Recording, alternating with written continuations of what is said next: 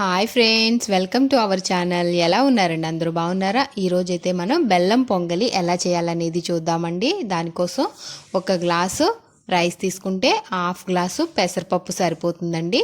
పెసరపప్పు మనం కొంచెం వేయించుకోవాలి. నెయ్యి అది ఏం వేయనవసరం లేదు, డ్రైగానే లైట్గా ఫ్రై చేసుకోవాలి. ఫ్రై చేసిన తర్వాత స్టవ్ ఆఫ్ చేసేసుకుని బియ్యం వేసేసుకుని ఒకసారి కలిపేసుకోండి. ఆ వేడికి బియ్యం కూడా వేగిపోతాయి. తర్వాత మనం 2-3 సార్లు నీట్గా కడుక్కోవాలి. ఒక గ్లాసు బియ్యానికి 4 గ్లాసులు పాలు కానీ నీళ్లు కానీ పోసుకోవచ్చండి. పెసరపప్పుకి ఏం కొలత అవసరం లేదు, బియ్యానికి మాత్రం కొలత తీసుకుంటే సరిపోతుందండి.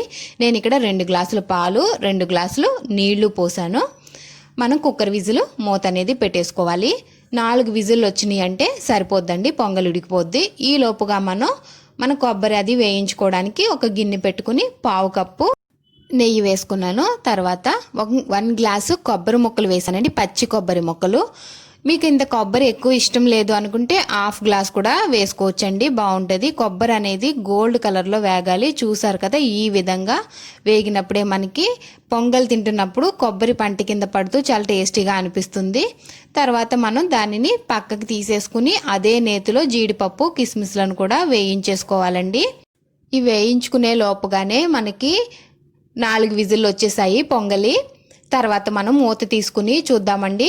చూసారు కదా, మన పొంగల్ అనేది పర్ఫెక్ట్గా ఉడికిపోయింది 4 విజిల్కి.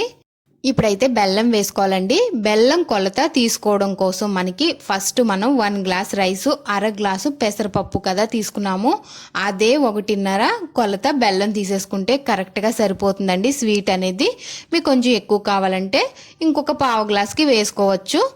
ఇదైతే కరెక్ట్గా సరిపోతుందండి నార్మల్గా తినేవాళ్ళకైతే. ఇది మనం ఒక 2 నిమిషాలు ఉడికించుకోవాలి. దీంట్లోనే మనం ఒక 1/2 కప్పు నెయ్యి వేసుకోవాలండి. 2 నిమిషాలు ఉడకనివ్వాలండి. ఈ లోపుగా మీకు ఒక చిన్న రిక్వెస్ట్ ఫ్రెండ్స్, నా ఛానల్ని ఫస్ట్ టైం చూస్తున్నట్లయితే సబ్స్క్రైబ్ చేసుకోండి. పక్కనే ఉన్న బెల్ ఐకాన్ని క్లిక్ చేయండి. దానివల్ల నా వీడియోస్ యొక్క నోటిఫికేషన్స్ అనేది మీకు వచ్చేస్తాయి. Please support me friends. చూసారు కదా, మనకి 2 నిమిషాలు అయిన తర్వాత నెయ్యి అంతా బాగా అబ్జర్వ్ చేసేసుకుంది పొంగల్ అనేది. తర్వాత మనం ముందుగా వేయించి పెట్టుకున్న జీడిపప్పు కిస్మిస్ ఎండు కొబ్బరి ముక్కలు వేసుకుని కలుపుకోవాలండి. నెక్స్ట్ మనం 1/4 కప్పు వరకు వేసుకున్నాం కదా, ఇప్పటి వరకు నెయ్యి ఇంకొక 1/4 కప్పు పడుతుందండి మన పొంగల్కి అనేది. ఇప్పుడు మనం 1/4 కప్పు నెయ్యిని కరిగించుకుని వేసుకోవాలి. ఈ విధంగా మనం అప్పుడప్పుడు నెయ్యి వేసుకోవడం వల్ల పొంగల్ బాగా అబ్జర్వ్ చేసుకుంటుందండి నెయ్యిని అనేది. అప్పుడే పొంగల్ అనేది మనకి టేస్ట్ బాగుంటుంది, అందుకని ఇన్నిసార్లుగా వేసాము. ఇప్పుడైతే మన పొంగల్ రెడీ అయిపోయిందండి. లాస్ట్లో కొంచెం యాలకుల పొడి చల్లుకుని సర్వ్ చేసుకోవడమేనండి. ఓకేనా ఫ్రెండ్స్, ఈ వీడియో కనుక మీకు నచ్చినట్లయితే లైక్ చేయండి. మీ ఫ్రెండ్స్ అండ్ ఫ్యామిలీ మెంబర్స్ అందరికీ షేర్ చేయండి. నా ఛానల్ని ఫస్ట్ టైం చూస్తున్నట్లయితే సబ్స్క్రైబ్ చేసుకోండి. పక్కనే ఉన్న బెల్ ఐకాన్ని క్లిక్ చేయండి. మరొక మంచి వీడియోతో మళ్ళీ కలుసుకుందాం ఫ్రెండ్స్. బాయ్.